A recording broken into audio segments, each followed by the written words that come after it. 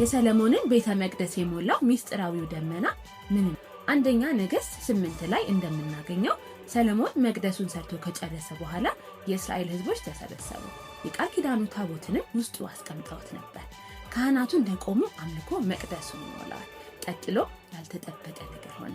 ትልቅ ደማቅ የሆነ ደመና ወረደ።